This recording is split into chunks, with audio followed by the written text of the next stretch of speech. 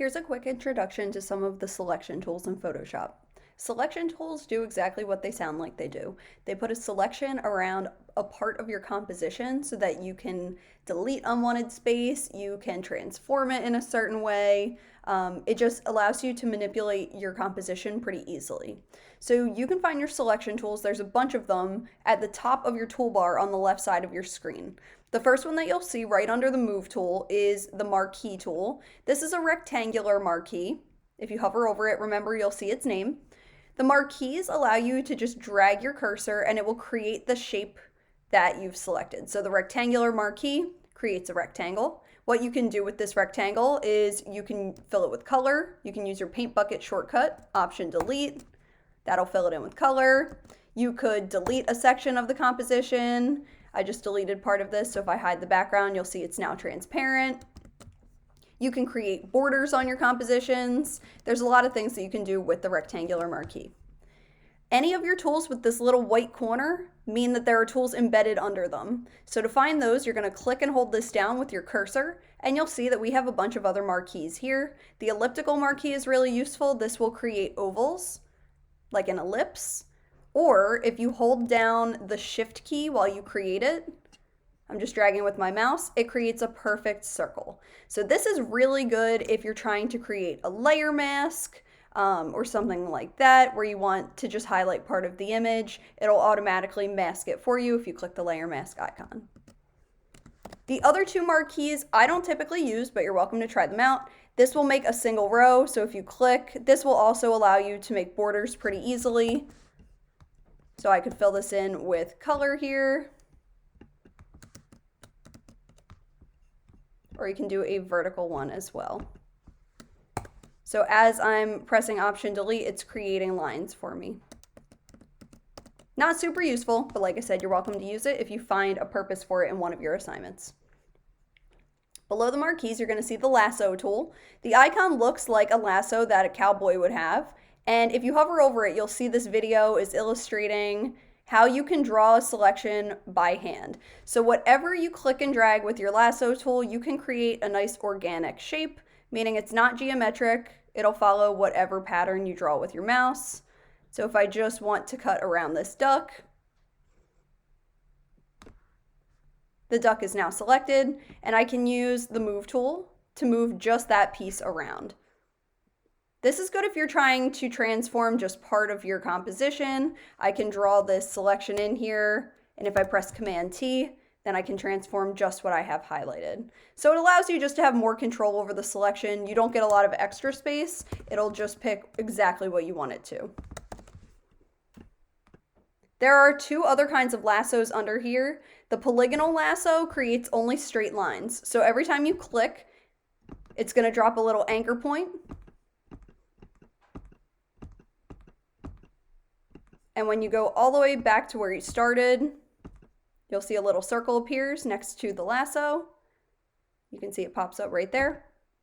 And now you have a selection with geometric edges on it. So you can make a triangle. You can make any shape that has straight geometric edges. So this could be good for collaging. It could be good for creating backgrounds. And there's one more lasso tool called the magnetic lasso. The magnetic lasso tries to work like a magnet and stick to the edge of an object that it sees. So if I click on the edge of this duck, I clicked one time, and now I'm just dragging my cursor. You can see that this tool automatically is dropping little anchor points. It can't find a ton of detail because the duck has a lot of fuzz. It's a little bit blended out in the background, a little bit out of focus. But you can see it's trying pretty hard as I'm moving my mouse to find the edges of this object. So if you have an object with clear edges and you're trying to get a lasso directly on the edge of the object, this tool will work really well for that. All the way back to the beginning, you can click, and now you have a pretty close lasso to the outside of this duck picture. So if you were to move that around, it's a lot cleaner than some of the other ones that I've applied.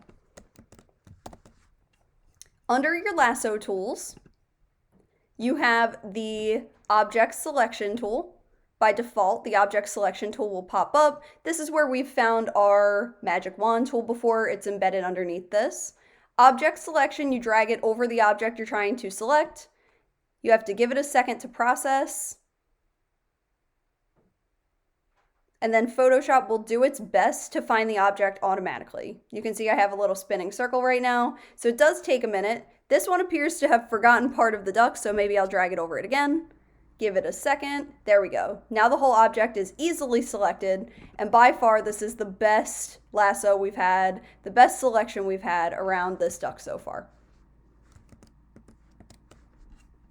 We also have a quick selection tool. Quick selection is good if you're trying to delete a background.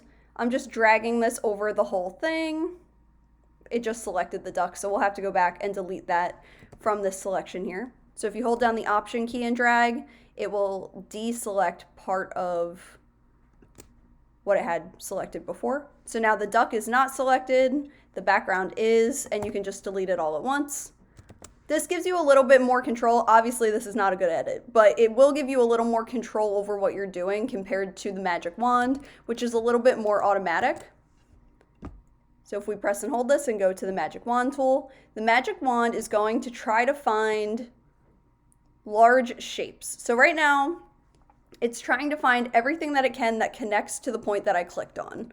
So to get rid of this background with the magic wand, I would have to go through and click on each section at a time, hitting delete each time. This is what I mean by more automatic. It tries to recognize large areas of space. It doesn't always get it right. What you can also do with the magic wand, which is beneficial, is up in your options bar next to the word contiguous. This means that it tries to select one shape, all one area that you click on.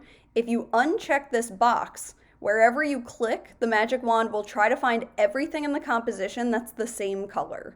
So if I click on the background here, it's going to find all the things in your composition that are this shade of black.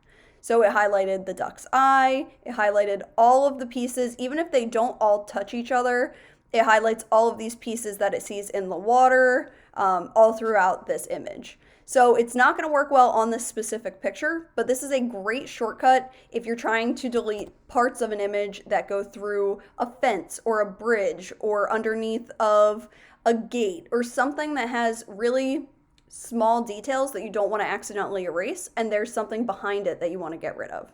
So feel free to experiment with all of these selection tools. There's a lot to work with in Photoshop, and there are tools that will work better for specific purposes. So if you ever are like, maybe this isn't selecting this image the right way, just go through those other tools, click and hold them down, and you have a lot of choices that may help you in a better way.